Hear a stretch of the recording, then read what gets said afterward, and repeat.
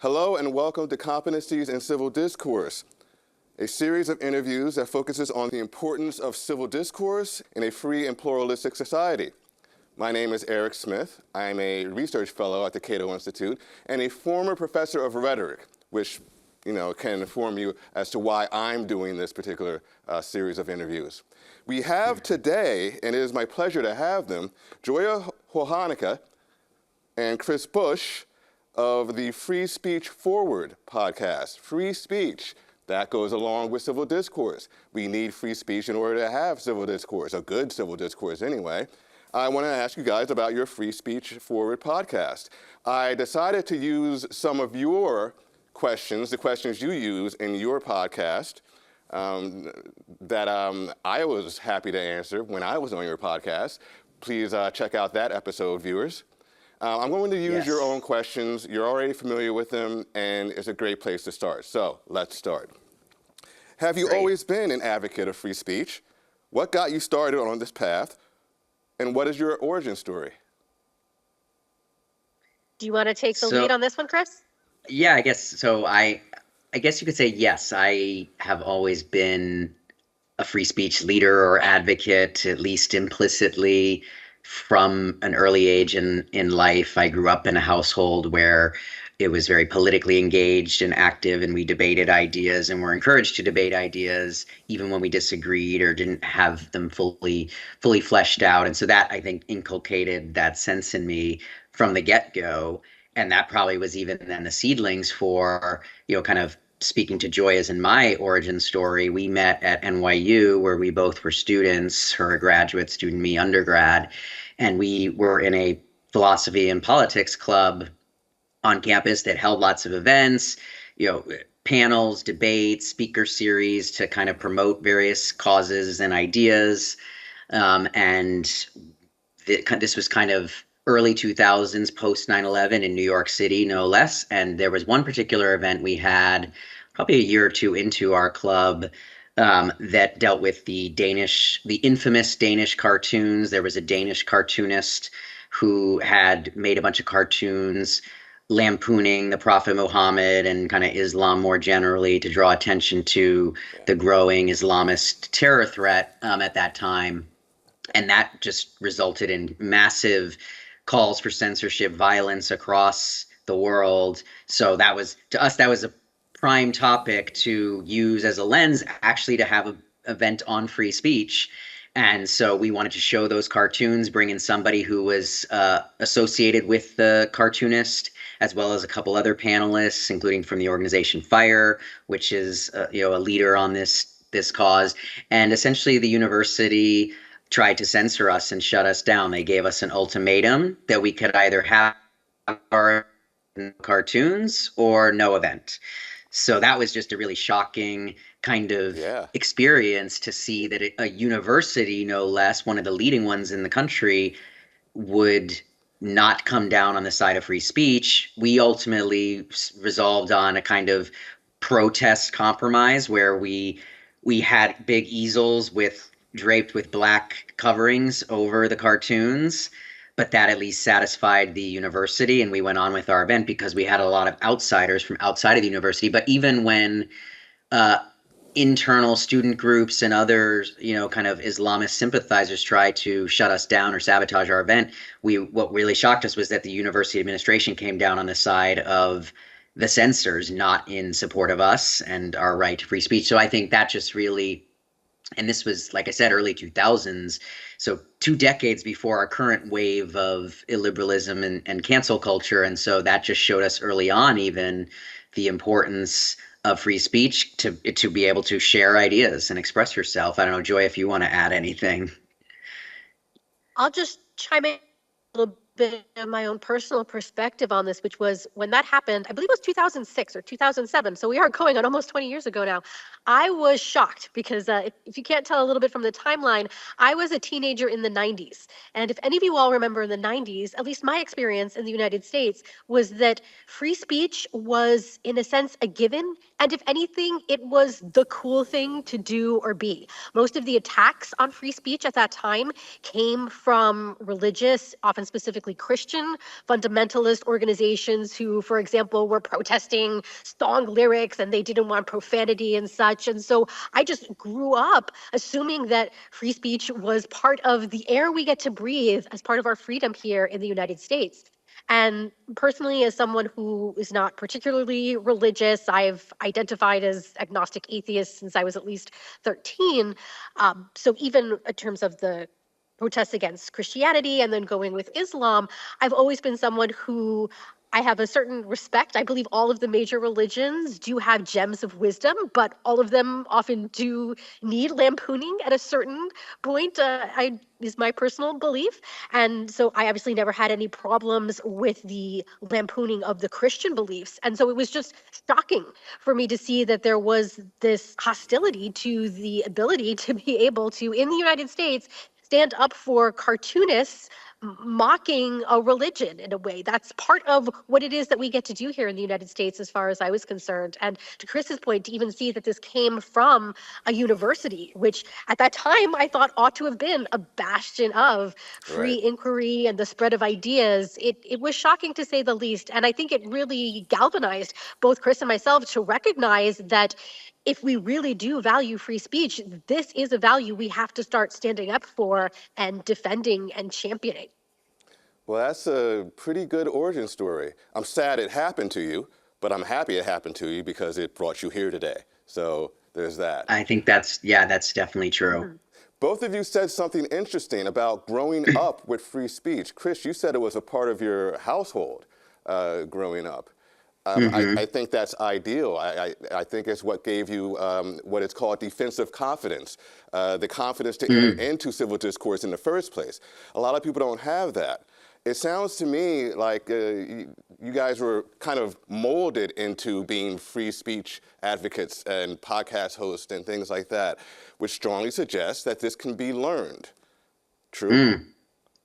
Oh, definitely. I mean, I'm certainly an advocate that I think any value of import in human life, but particularly ones that deal with topics in politics and philosophy, i.e., kind of intellectual ideas, can definitely be learned. That's how we learned them, right? I think that's how everybody learns them, either through the culture, through education, through exposure and experience. So that is, in fact, a big part of what even Joy and I are all about with our organization 1776 Forward. All right, excellent. I would say it's definitely something that can be learned. And sadly, I see that it is something that is being unlearned. So even as a mother of a toddler, you could just see, I feel in the past, there was always that saying of children should be seen and not heard. I can tell you, even from my experience right here on the playground, that most parents do not have that attitude toward children nowadays. There really is, I would say, the broad cultural consensus really is to listen to your children, to try to get them to express themselves, express their feelings, express what's going on. Use your words is a common phrase that you hear on the playground. But I would notice that if this is how we typically treat toddlers, it's unfortunate to me that this is not often how we then treat elementary school children, middle school children, high school children, that as they go through what our current educational climate is like, there is more of a sense that you should just be aiming to repeat what you were learning from, well, first just your teachers, your professors, and then also your peers, instead of going perhaps on a process of inquiry, discovery, and then authentic self-expression, which should only be multiplying as you grow older. And instead, I feel we're just throwing a blanket over what that ought to be. Very good. Use your words. I love that. It can sound a little, for lack of a better term right now, condescending to say to somebody who is an adult, use your words, put the bat down, right? But it is important. Using our words we do it so that we don't pick up bats and swing them at people, right? Absolutely. And it's hard to convince some people of that these days, and that's unfortunate. But fortunately, the world has us. So I'm going to ask you another question about free speech.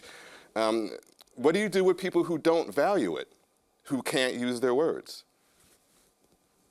That does become the difficulty. And to me, it's why I think this is such an important lesson to teach to toddlers, because using your words is also just not don't swing a bat at someone, but it's also start to get clarity on your emotional state. Usually that's what we're saying when we're telling toddlers to use their words. It's because they're having a tantrum and they need to learn to express themselves. And there is, I think, a real learned skill about trying to take what is just often a vague emotion that has you just screaming and raging, and actually developing that ability to self-reflect and start to articulate and put those feelings into words. And it is a skill that, unfortunately, as much as I do believe we try to start to teach the rudiments of it to toddlers, that as we grow older and we develop our vocabularies, unfortunately, I don't see that most adults develop this ability for self-articulation to the level of the vocabulary that they attain or ought to attain as fully educated adults. Why do you think that Yeah. is?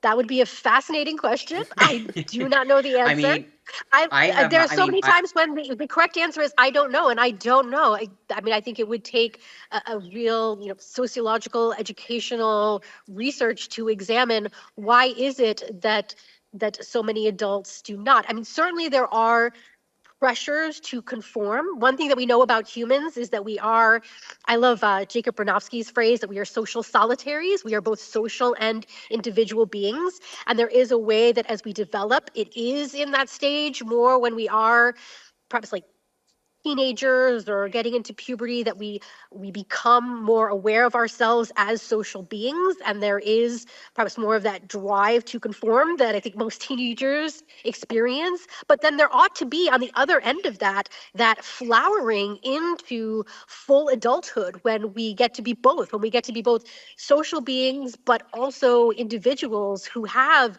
authentic selves and views and experiences that we ought to be able to articulate.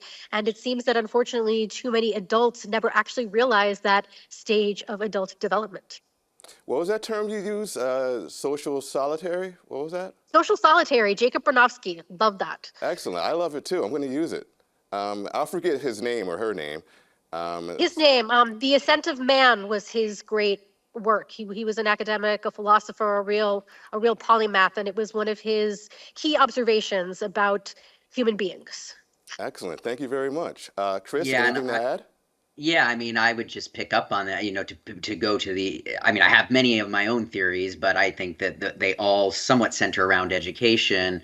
I mean, we talked already about how we're not taught, kind of the value of free speech kind of explicitly as a value, certainly a political value. And I think that's just reflective of, in general, our pedagogical and topical kind of focus on education. I mean, it's very oriented towards teaching kind of hard sciences and social sciences, reading, writing, arithmetic. But to me, knowing your emotions, knowing how to communicate, understanding kind of basics of human psychology, philosophy, politics, all of these topics, like, to me, those are the things that make us fully human, and that we are not given an automatic guide to when we come into the world, and that we therefore need education and learning and practice and training on to be better. They're just not innate skills intrinsic to being a human being. We've developed understanding and insights of what works and what doesn't work, and how emotions interact with thoughts and the like, from over thousands of years of history. So to me, that I lament that I feel like a lot of our education system does just, even topically, doesn't prepare us for how to be a human. And I feel like if we could do more of that, if there were outlets or forums to teach and preach these values, that is one value that could be had. But in the absence of that, back to your earlier question about dealing with people who kind of need the use your words advice, adults who need that, I guess another tactic or strategy I think of employing is just getting curious, asking questions, kind of probing in a kind of non-loaded or leading manner to just really understand and get people to kind of draw out what it is they really think. Kind of, I guess, a derivative of Joya's point about, letting people articulate what it is they really think and express it. We talk a lot about even this concept of thinking aloud in public as like a critical part of understanding what it is you really think and believe, and that doing that by talking it out with other humans, as Joya said, we are social beings, that's a key part of just even the intellectual journey that we all go on. And to tie it even back to free speech, I think that's part of the problem when we don't have a robust free speech culture, is people self-censor and feel they can't or don't want to think aloud in public if they don't have their thoughts fully formed or they don't know all the answers to a topic. I want to advocate, and I think we do at our organization, the opposite, that we all should speak up and speak out and join the debate, no matter how how informed or articulate we may be, yet that's the very process through which we form articulation and understanding. So, I think asking questions to somebody who maybe is in a little bit more of an antagonistic posture or just a not coherent posture is maybe one way to both de-escalate and get them exploring. And then lastly, if that doesn't work, you use the term defensive confidence, but I think if you come into a conversation with that confidence, then you can at least parry any of the barbs or jabs that are thrown at you, hopefully to some degree of success. You mentioned that people with an antagonistic disposition. How do we talk to people who don't want to talk? Or rather, do we talk to people who don't want to talk? And if we do, how? Yeah, I'm throwing Joy, I don't know, Joy, do you have any initial? Well, I guess, there's different contexts, right? Is it because I would start by wondering why they don't want to talk. If it's because maybe they're just not self-assured, perhaps, and just shy, unconfident, what have you. That's, I think, a different case than perhaps people who don't want to talk because they just already reject kind of the liberal value of discourse, civil discourse, in favor of an alternative, perhaps more coercive approach. So I think those are different situations or contexts. And then then there's just the kind of libertarian or homesteader type who just says, leave me alone, I want to just withdraw from the world. So I don't think those people you really have to worry about, because they're really taking the solitary side of the social solitaire. So, they kind of don't matter in a way, as in a free society, frankly, they're entitled to that right. And we should permit and celebrate people who choose that path. I certainly do. I think it's the ones who reject discourse in favor of coercion or other means. I think that's the real case that you're probably getting at. And that, frankly, that's what we have a political system for, and that is where we erect rights and protections for rights and have a system to deal with that, to prevent, ideally, the initiation of force. But obviously, if people reject that premise, then you sometimes have to deal with that with defensive retaliatory force, but it's obviously nuanced, and hopefully there are other ways that you can. Again, I would start with the asking questions, try and de-escalate and kind of de-emphasize the situation. I don't think most human beings are probably, at least in our modern era in the West, would default to that, but it obviously is a growing minority of people who, if not would avail themselves of coercive means, they are at least tacitly supportive of others who use them. And so that, I think that gets back to the point of this, the value of educating free speech as a value that we need to hold, because that really is the way to combat that. When you are in a society where it's socially unacceptable to use force rather than to debate and have discourse, then that tends to keep a lid on it. And I think the reason we're seeing rising violence and or support for political violence in the country is precisely tied to the degree to which free speech is waning as a value and a kind of social disapproval. Joia? don't have too much to add to that. I was just going to add partly that this part of this is, I think, the solitary side of the social solitary equation of human beings. I do believe that at a fundamental level, human beings have choice that comes down to how you choose to direct your attention and your energy, and that we do have to do our best to try to meet people where they are at, meet people at the level of their choice. I would wholeheartedly agree with Chris that, at least in my experience, that a lot of that often comes from curiosity, that if you as the person on the other side can come from that place of just open curiosity and start to maybe peel back with that other individual what exactly may be going on.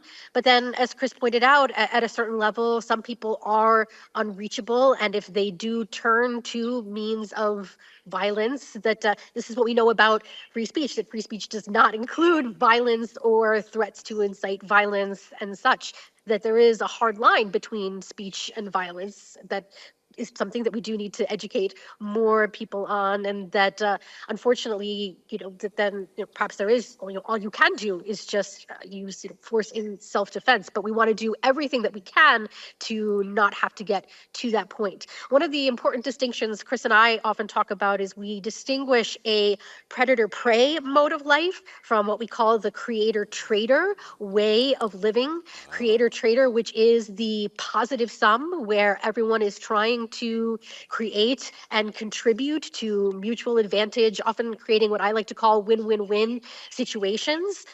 But that it's important always to recognize that we are always also beings who are predators and prey, and that the evolution of humanity is that we start as predator prey against other animals that we have to eat, let's say, to start with, and that there are humans who then treat other human beings that way, and that it really is one of the grand achievements and evolutions of humanity that we can rise above predator prey in our relationships with each other toward what we call the creator-trader ideal.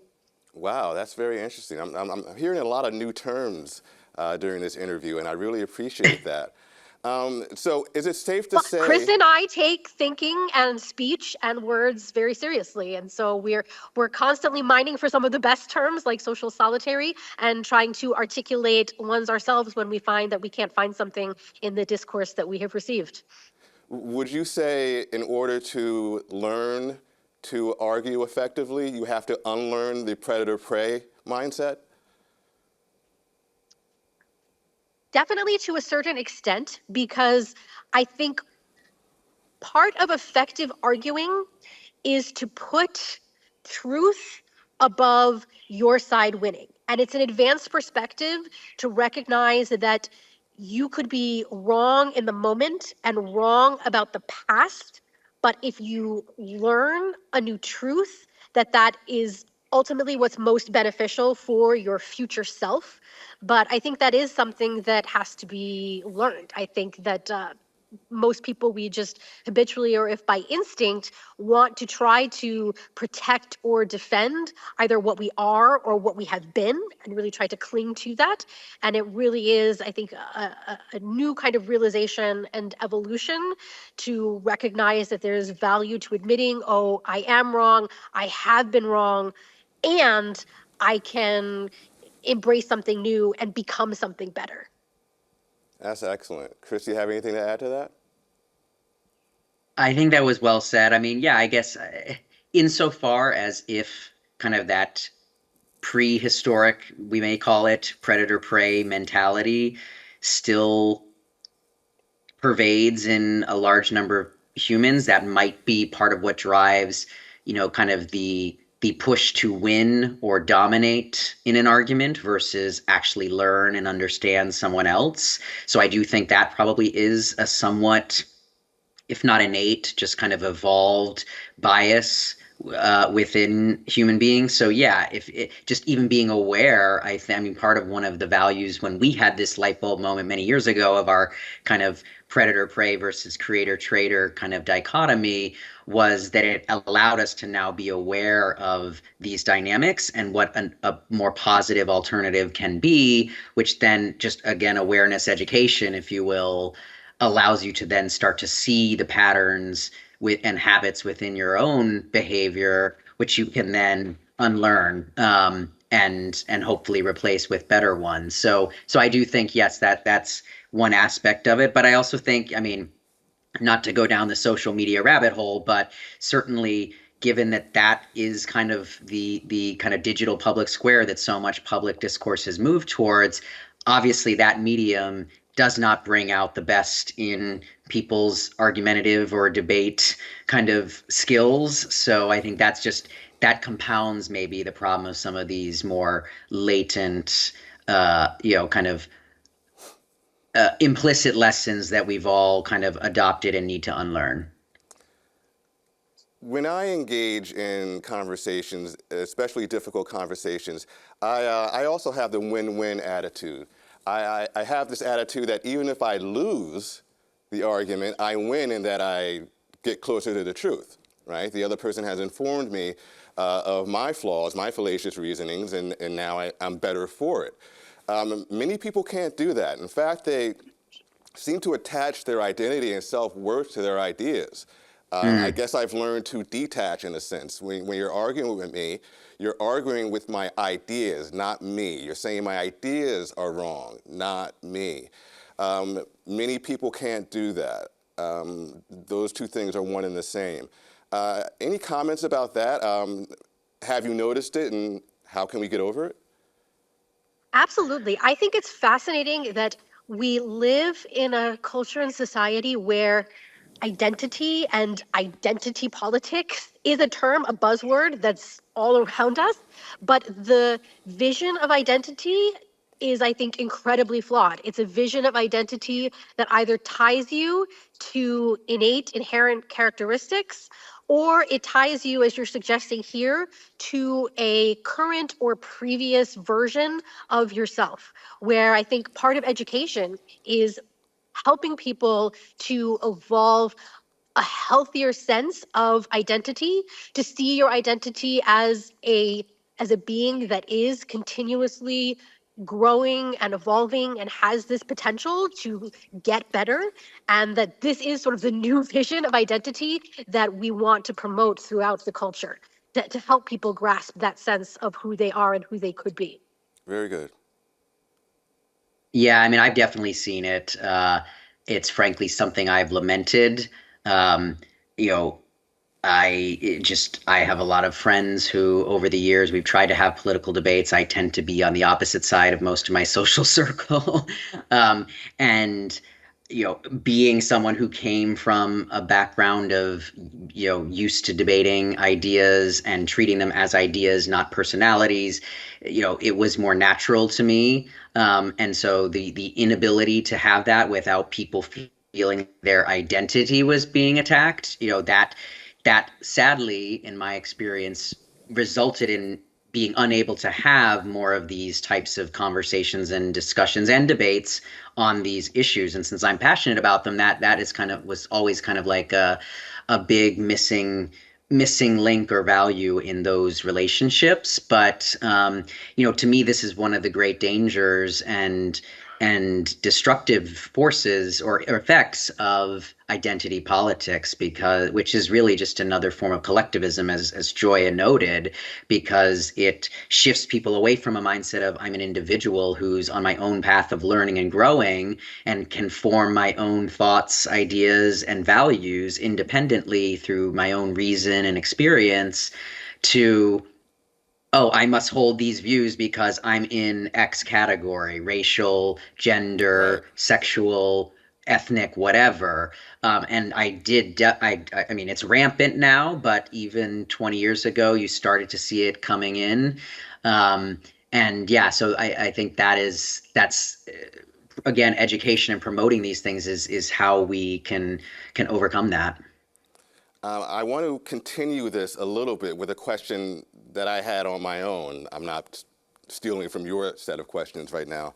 Can you tell us how free speech relates to Weir's regrets of the dying? What is another So, regret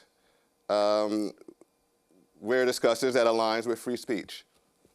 so this is Bonnie Rare, who I'm going to forget exactly what her position was, but she was someone who worked in palliative care and worked specifically with people on their deathbed. And from her experience, just compiled what were the most common regrets of the dying. This is something anyone can definitely check this out online. I think there's also like a top 5 of the regrets of the dying.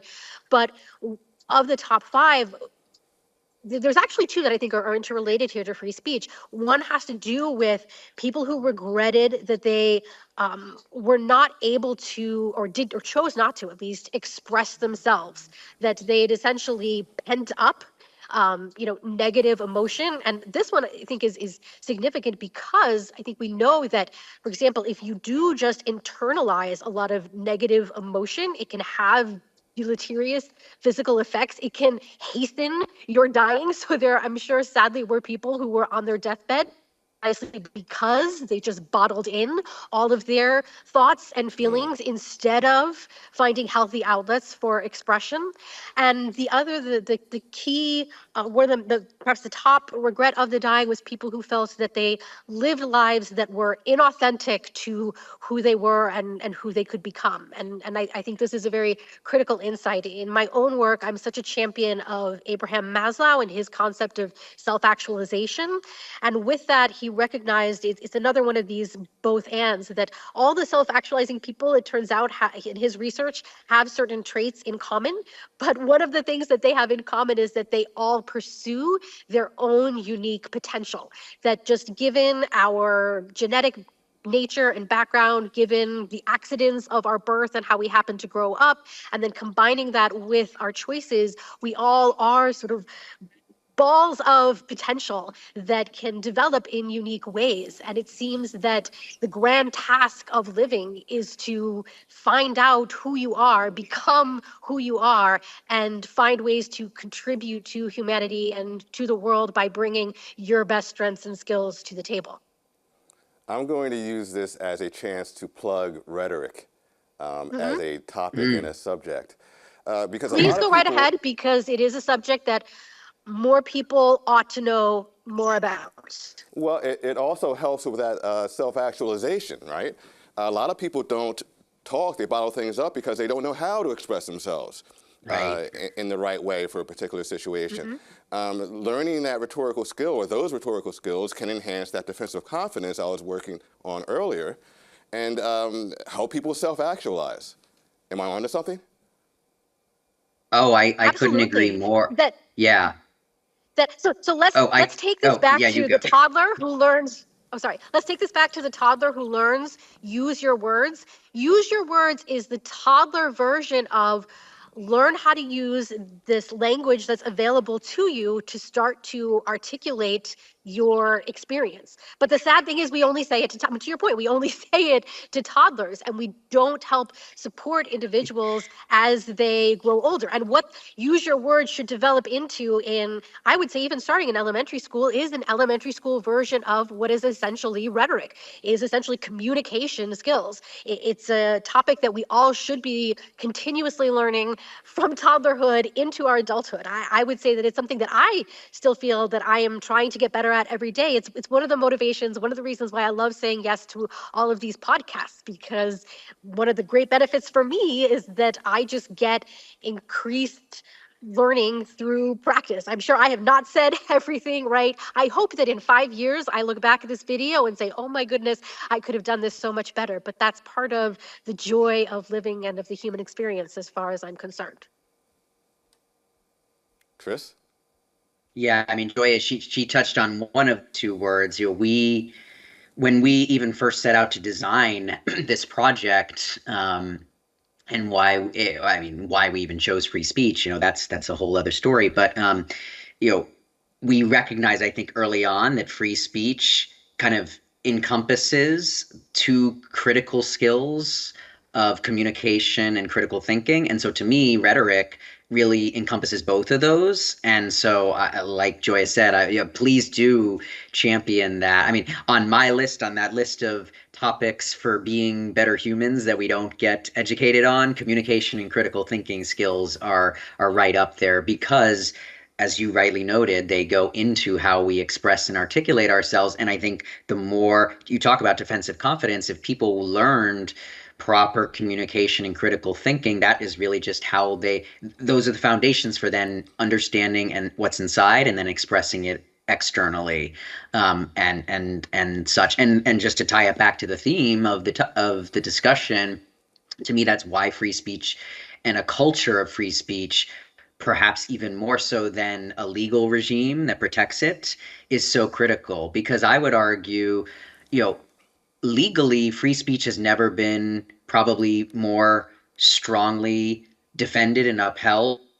We've had a Supreme Court that for now decades has continuously defended and even advanced and expanded the legal protections for the First Amendment.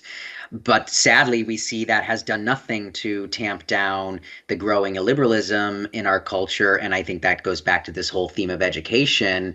But they're interrelated and kind of iterative or circular, right? Because the more free speech culture you have, then the more tolerance you have for people to think aloud in public and to say things even if they make mistakes or they're wrong or they might even be offensive. God forbid. I know offense is a horrible thing these days. It's like the ultimate sin.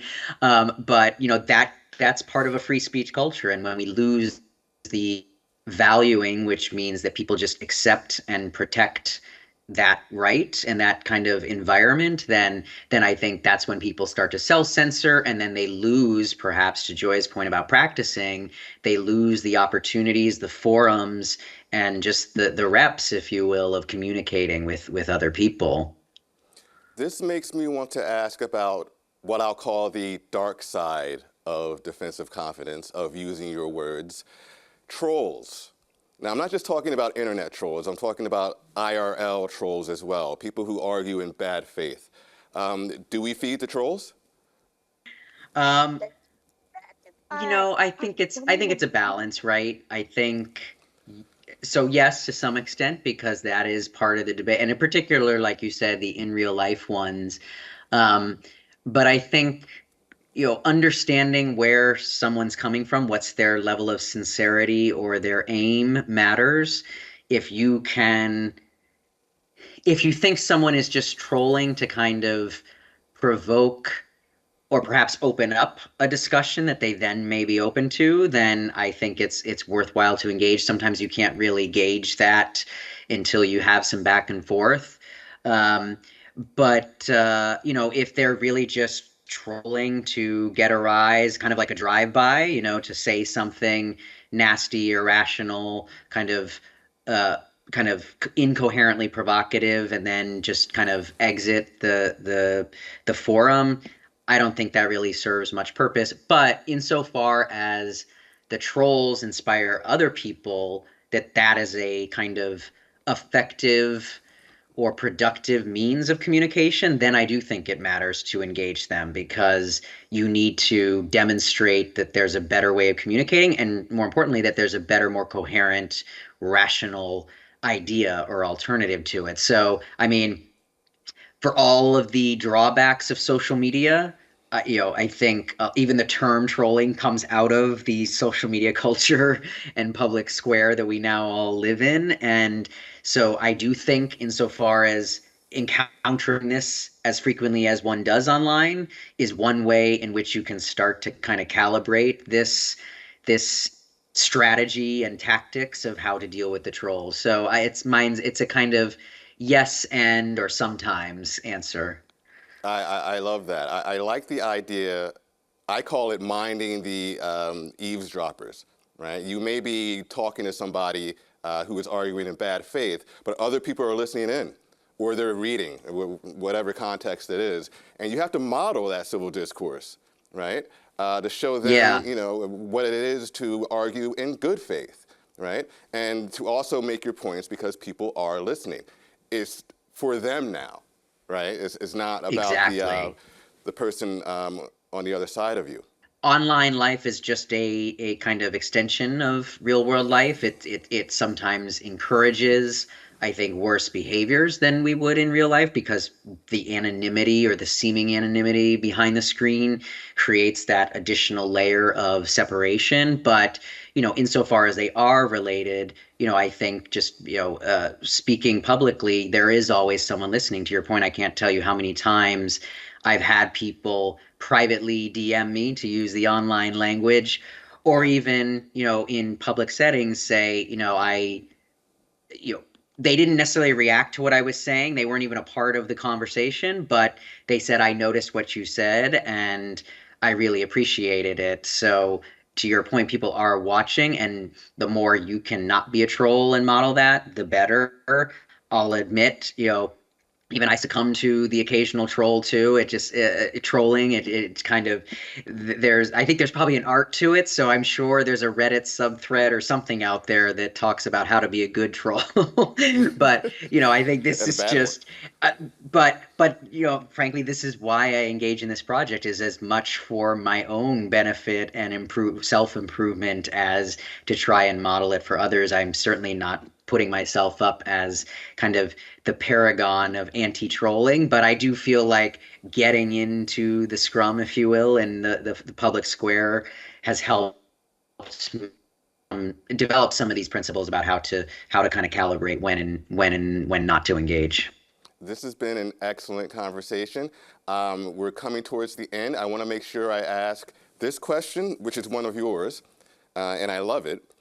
If you possess the necessary or even unlimited funds and no time constraints, what project or cause related to free speech would you find most worthy of pursuing?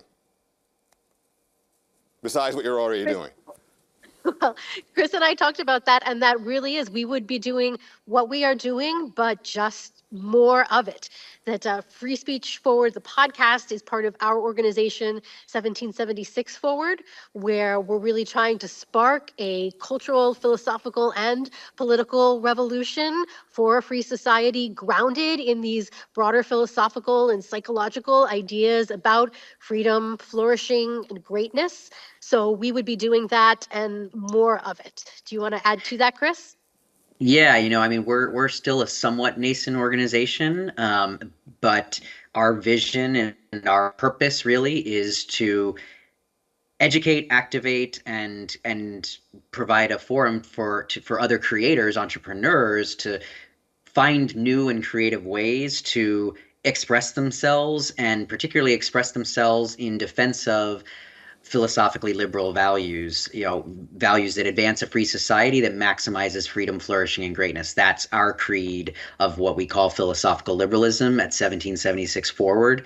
And so, incubating new kinds of entrepreneurs, new organizations, partnering with them, kind of even bringing an entrepreneurial mindset to the intellect advocacy and activism sphere. That's what we're all about. And so if we had unlimited resources and time, we could go full bore into that. And so, just as a plug, we have this podcast with the Institute for Liberal Values that we promote, and they're a great organization that we partnered with. That's one way to support us and them. And then we have our Substack as well, where we dive deep into the meaning of our statement on philosophical liberalism. And you can find us there at the Philosophical Liberal on Substack. That's another way you can support us in that effort, and subscribe and share our column with others as we dive into these ideas. But that's really what we're developing. So we would just turbocharge that to the max with unlimited resources. Okay. You mentioned the Substack. How can viewers find you online, especially a podcast?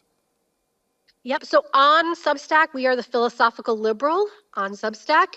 And then, as Chris pointed out, we do our Free Speech Forward podcast in partnership with the Institute for Liberal Values.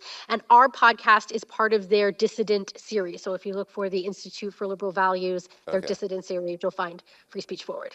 Okay. And then we're online on all social media platforms under our organization, 1776 Forward. And of course, our website is really the clearinghouse for all of it, 1776forward.com, where you can read our statement and manifesto of what we're all about and get in contact with us. Well, thank you, Joia and Chris, for joining me today. It was a great conversation. I learned a lot, and I hope we can keep in touch. Likewise, thank you for having us, you. Erec. It was an honor, and I'm glad we've had now mutual conversations on our respective channels. Let's keep it going. Yeah, let's do that. I hope we do this more. Okay, maybe we'll have you on again. We'd love to. Thank you. And Excellent. vice versa. Anytime. You're always welcome. Viewers, thank you for tuning in to Competencies of Civil Discourse.